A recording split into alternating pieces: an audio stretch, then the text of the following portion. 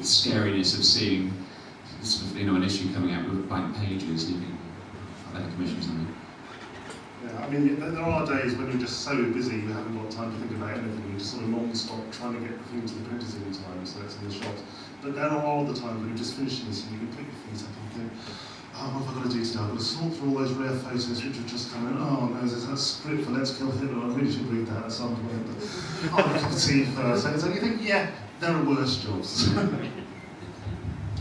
I'm actually 3 minutes in time behind everybody else, if you can get your head around that. So I'm going to answer the previous question. Okay. Yes.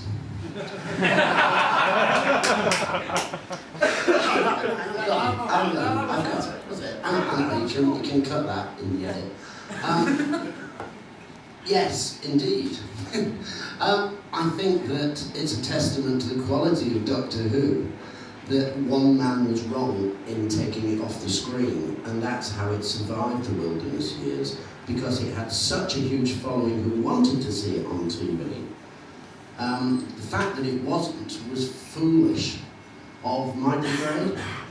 Well, I mean, he'd gone by the NBA, Jonathan Howard. Whoever it was, they made the wrong decision, and the magazine proves they did by surviving for so long without an actual TV series that it was spinning off from.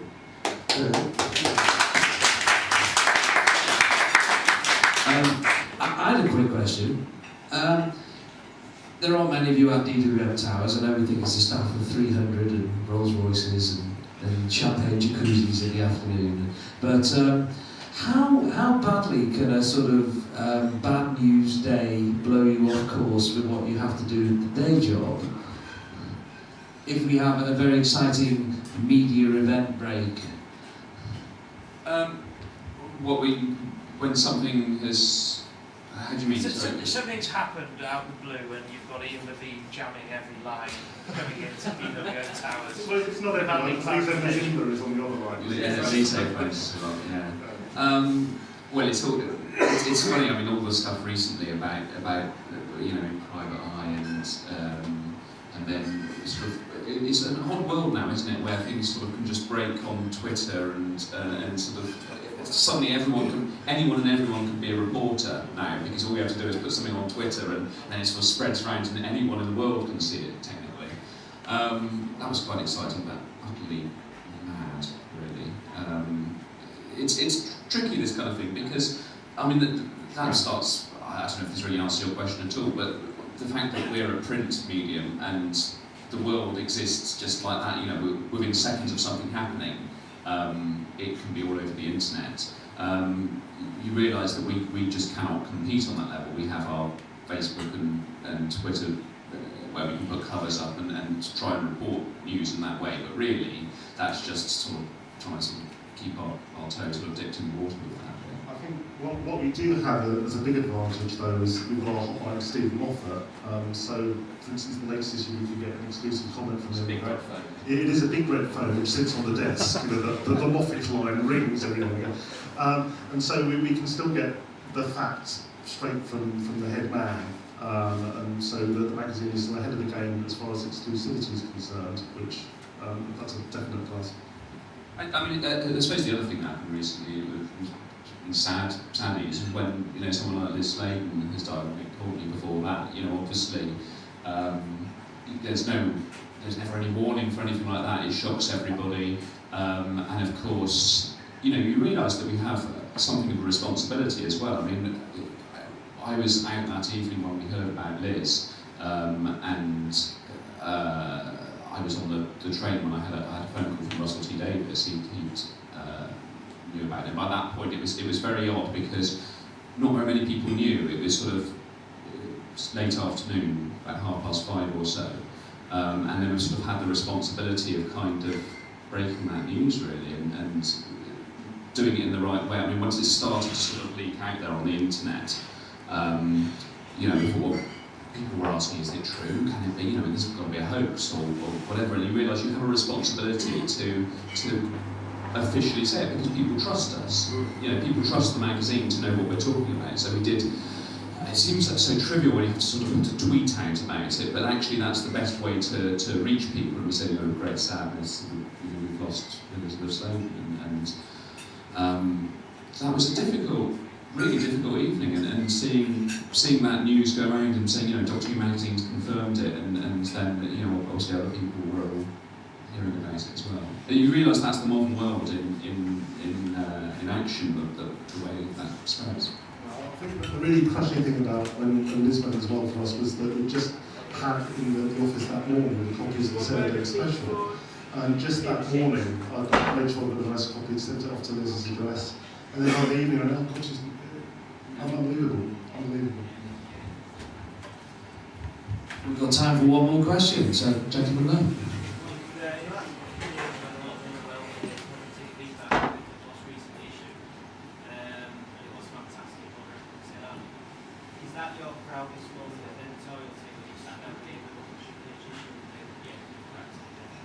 So just to repeat, was the last issue, which had a lot of good feedback, your proudest moment, your greatest achievement to date, really, with the magazine? Well, you hope you've always done a good job, of course. You put your all into it every time, so it's, I want to sort of say, we tried extra hard, but in a way you always try hard. It's not like you'll hold anything back when you're normally doing an issue. So yeah, we're proud of it very much, but I think that's more, the fact that people have been so positive about it, I think it says more about Nicholas Courtney than it says about what the magazine did, because we just tried to do our usual, hopefully, good job, but the fact that Nick was so loved by so many people, that's why people get that warm feeling, because it was him. Yeah, every issue is a labour of love, really. We're always trying to make each issue as good as we possibly can within the time constraints that we've got to actually get it out. But yeah, we were proud of the Nick Courtney issue, and everyone, all our writers and freelancers were more than keen to try and contribute and help to make it the best thing possible. And of course we will be doing one for Liz as well. I'm sure that goes without saying, really. But the original plan, which was my sort of first instinct, was we'll have to do the two of them and have them, that would have been the very next issue. But actually, it quickly became clear that it's so draining putting together something like that, and it's time consuming and needs so much planning. And I think it would be draining for the readers as well to have another issue like that straight afterwards. I think actually there's no shame in waiting a few months to do it the best you can. And so I know, some would like it to be sort of there, but that's not really the way the world works. You have to actually really take the time to prepare it and do it as well. And of course they're going to be showing Liz's last episodes of Sarah Jane Adventures in the autumn, and that's, I think, probably the appropriate time when we'll be doing our issue for Liz. So we're still working on exactly how we're going to do that. Of course, a lot of the same people will be speaking to as we spoke to about Nick, but it's going to be quite a job to do. So I hope you like it listening. Right, well, thank you very much. Let's give it up for Harnell Skin, Trouton Tom, and Pete Richard.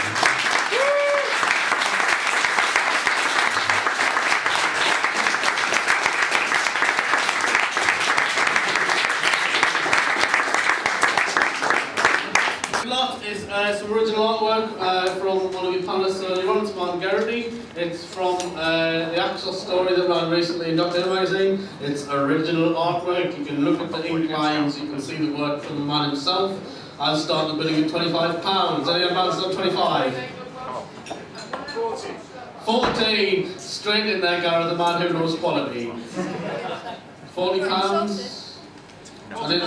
45. Excellent, that's more like it. It's original artwork from Martin, and he's not one to give up original artwork often, so it's a treasured possession to have on your wall. You'll see stuff around here. 45.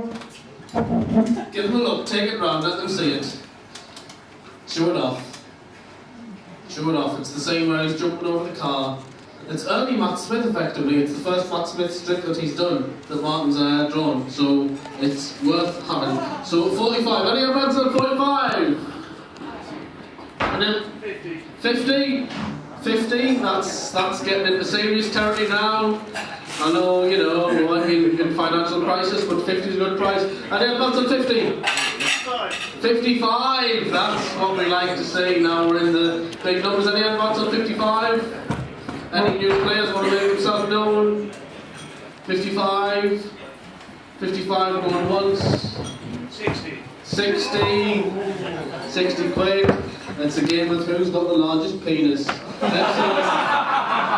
Excellent stuff. We all know what's Matt Smith. 60. 60 for this. Any dark horses in the room? 60 going once. 60 going twice. That's a good price. That's £60. Thank you.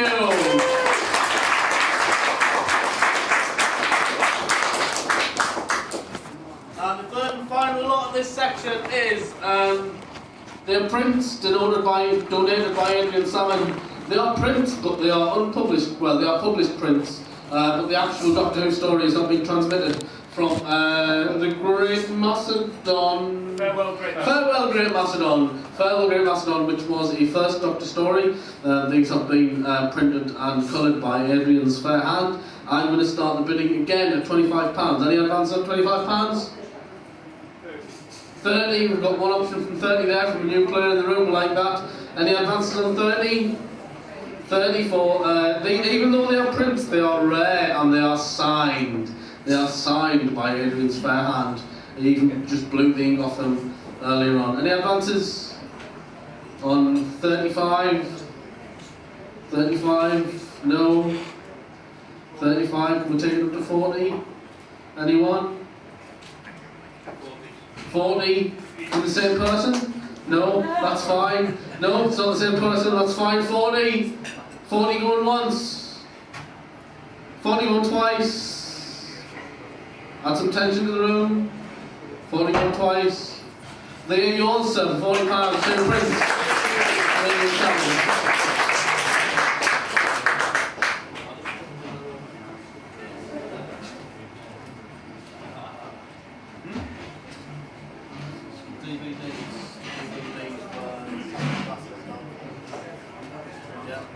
Right, that's the Sotheby's over with for now. We'll press on with the rest of it. I said it before, I'll ask it again. Are you having fun? Yeah! Of course you are. Well, we have got, you're going to love this. Your panellist interviewer for this afternoon, for the next section, is a man called Mr. Mark Wright, who you're going to love. And your guest is the effervescent, ever-youthful, the wonderful Miss Katie Manning. Give it up for both of them, please!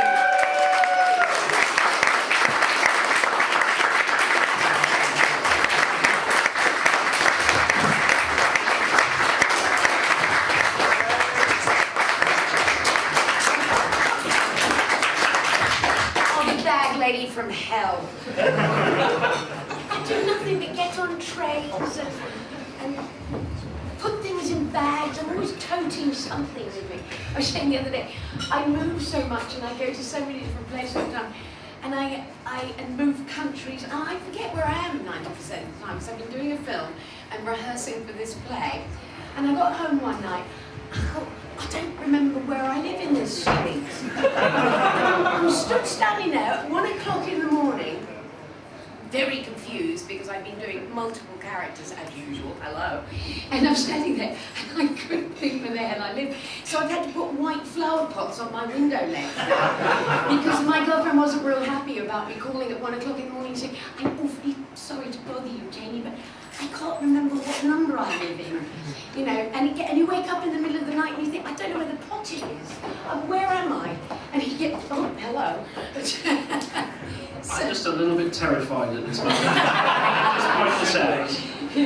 You're glad you're not my children. Can you imagine how my children feel?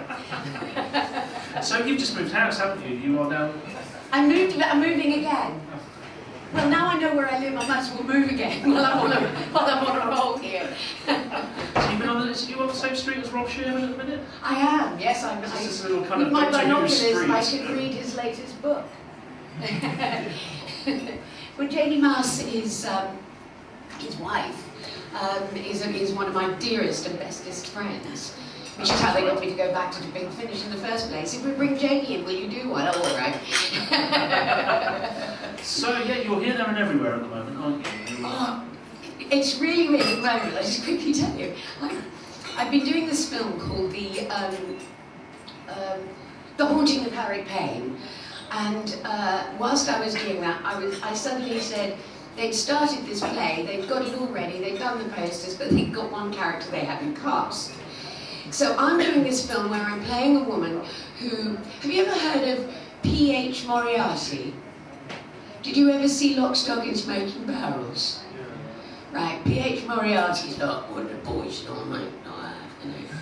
And so I'm playing this woman who's really lovely, and she's in a sanatorium, which is probably a very good place for me to be. I feel very comfortable there. And so I'm in the sanatorium, and she's this lovely woman. Well, at night she puts on this wedding dress, and she goes out and she sickles people to death. That's about as much as I understand.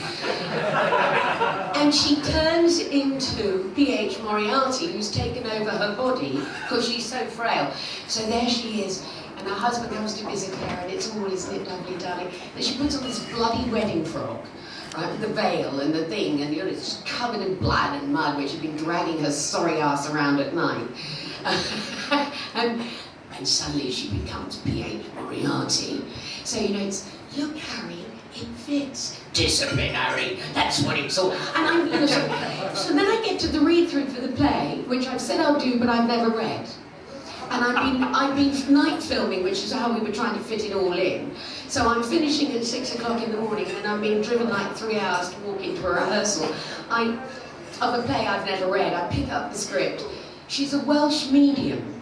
Not large, medium. Somebody had to say it. Anyway, so she's this Welsh medium, right? So that's a good start. Welsh, lovely. We're playing Swansea. I'm wearing a bag on my head, I can tell you. Anyway, so she plays this. But then suddenly, and I'm reading through, I think, all right, I got the Welsh, and they're all very excited because they didn't think they'd ever find anybody who could do Welsh. So I'm going to thread. And then suddenly, oh, she's just turned into a Scotsman. Okay, I'll do that. A lot of that goes on. And, oh no, she's a mad old colonel, jolly good. So you can imagine my head. I'm running around playing this double character who's taken over by an East End hood. I'm in here, you know, summoning up mad Scotsmen, and I mean, it's bonkers. No wonder I can't find my own home. Well, I think it's fair to say, because you are an excellent character actress, and I think that gets forgotten sometimes, that Jo in Doctor Who was a real character for you, which I think gets glossed over sometimes. Well, only because people sort of don't expect that I had this big butch voice, you see, because I looked sort of little tiny person, and I looked really sort of, you know, wide-eyed. And John was the one who used to pick on it. We'd be doing filming, and we'd be driving along. I remember we doing one episode, we'd be driving along in Bessie, and I said, I forgot, because we had the camera strapped to the job. And I said, oh, gloomy old day, Doctor. And he said, sorry, we'll have to retake on that. She turned into the lorry driver. and so Jo was, absolutely, and you only really discovered it when you saw me putting Jo's voice back on, which gets harder as I get older. When we did a companion chronicle recently, and some of your target readings, you have your Jo voice, which you can still do. I know. Especially when you put me with Iris, and I'm doing Jo as Jo was, because I mean, they don't want to hear Jo speak like this, do they? You know, I mean, it's enough to frighten any Dalek, isn't it? You know, you go up the Dalek, oh no, that was too butch. Let's go right back to the beginning of your time, Katie. Your first. That's why I haven't written the book. I can't remember the beginning. Your first day of filming on Doctor Who. My very first day. Yes. What do you remember? Well, panic, because first of all, it was, I've got lenses now which are half strength, which means I can't actually see you, but I know you're there. There was a time when I wouldn't have known you were there unless it made a lot of noise. Drawing perception filters. Everybody looks beautiful to me. Anyway, so I had these big, I mean, I wear the kind of glasses that everybody, the most beautiful woman in the world, you could put them on Cheryl Cole and she would look funny. I swear, I mean, when I used to wear them, people would say, oh, are your glasses thick? You know, they're not the sort that people ignore. So John has this sort of woman with these beer bottles on, and the glasses have to go every time we do a shot. So basically, you know, they come off, that's it. There's nothing, like I'm in my own little world then. Anyway, so the first day, I'm so nervous. I've learned everybody's lines. I learned Nick's lines, I learned John's lines. I don't know why, I just did. I thought, well, if I learn everybody's lines, if anything goes wrong, you know. Anyway, so I was absolutely panic-stricken and about doing this, let alone, you know, kind of the first stage filming and not being able to see. Well, one of the first things I had to do was jump out of the moving car, because they didn't care about us back then. If I hurt myself, they'd get another girl. And so we had this moment, and I got my little boots on, and the boys showed me, it was, I mean, the car's going really slowly. We're not sort of jumping out of a car going 90 miles an hour. Anyway, so how to come out and do a tuck roll. Yes, I said tuck roll.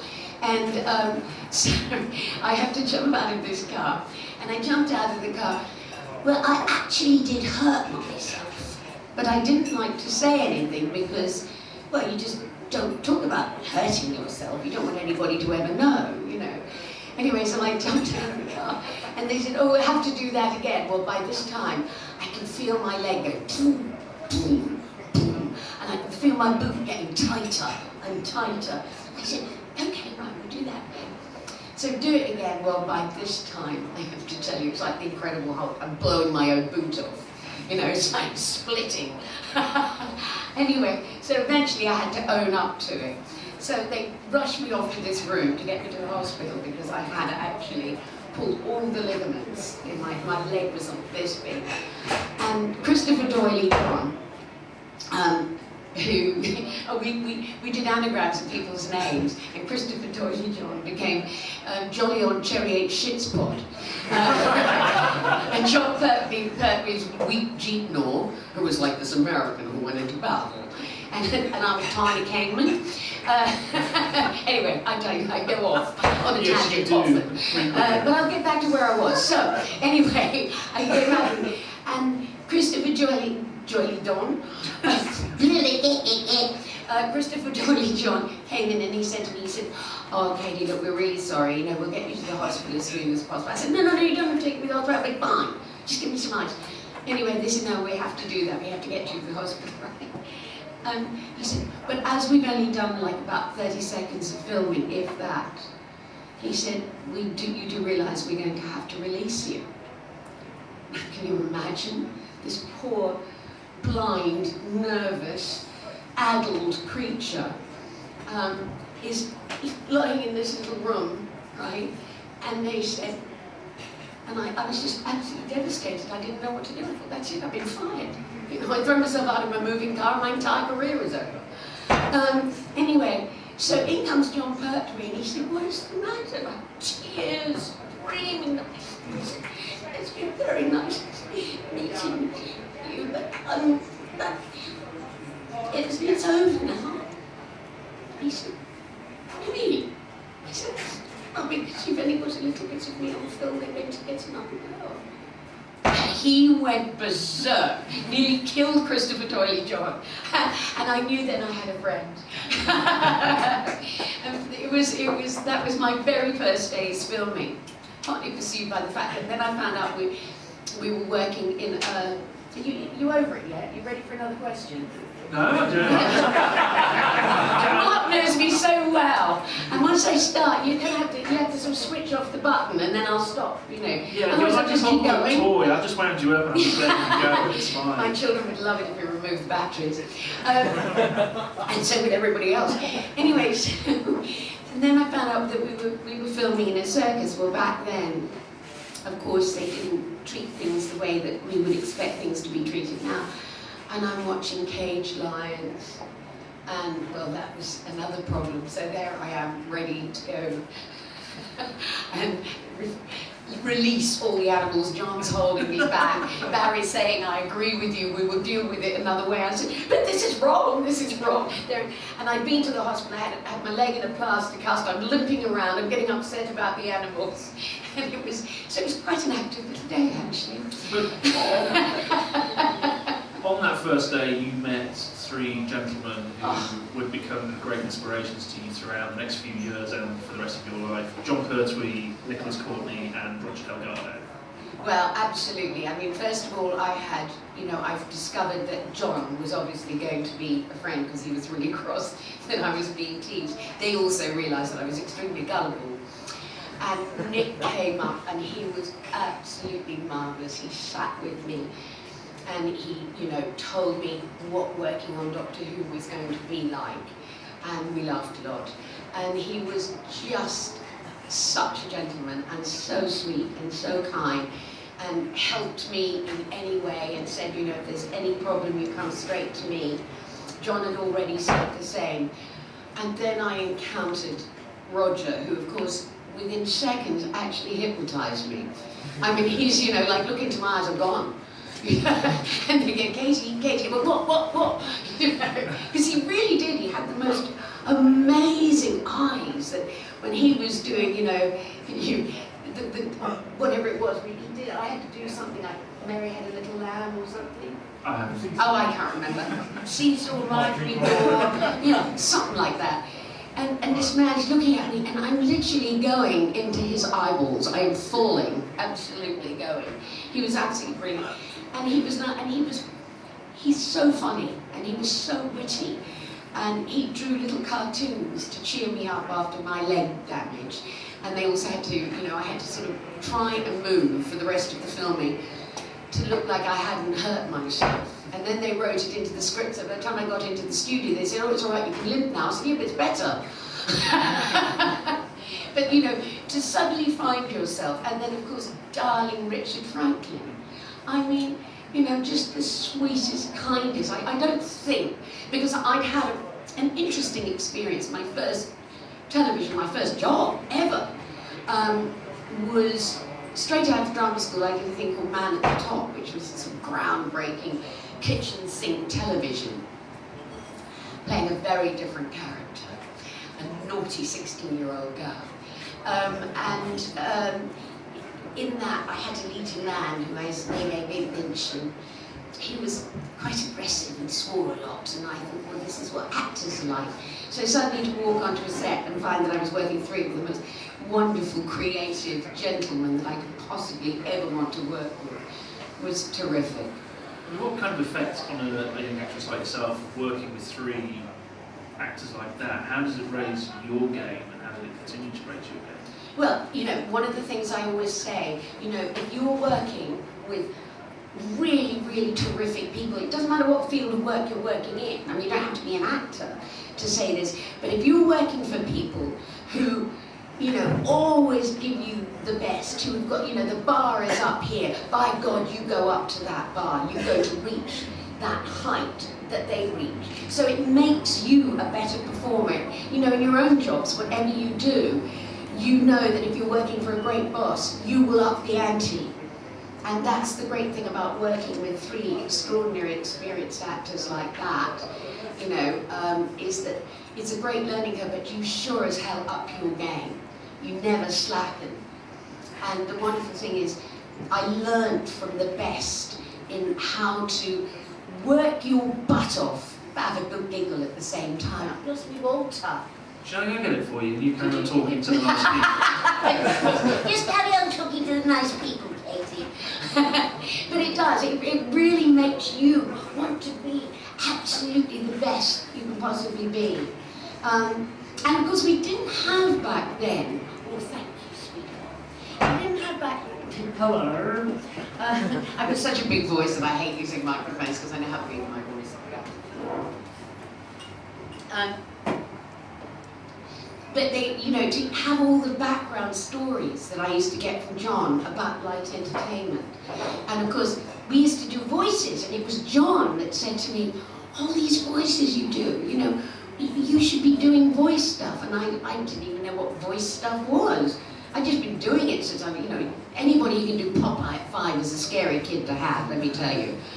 My parents were very concerned. I mean, that's a very butch voice for a little girl. And John encouraged me, and what John and I did, which was absolutely lovely, whenever we travel to places, we go through all these little English villages, and you know what wonderful names, little English villages, and we created all these characters. And we became and voiced all these different characters, and we wrote them into a story. And that's how we go from gig to gig. And then with Roger, he encouraged me, because I like drawing cartoons and things, and he was great. He encouraged me there, which was wonderful.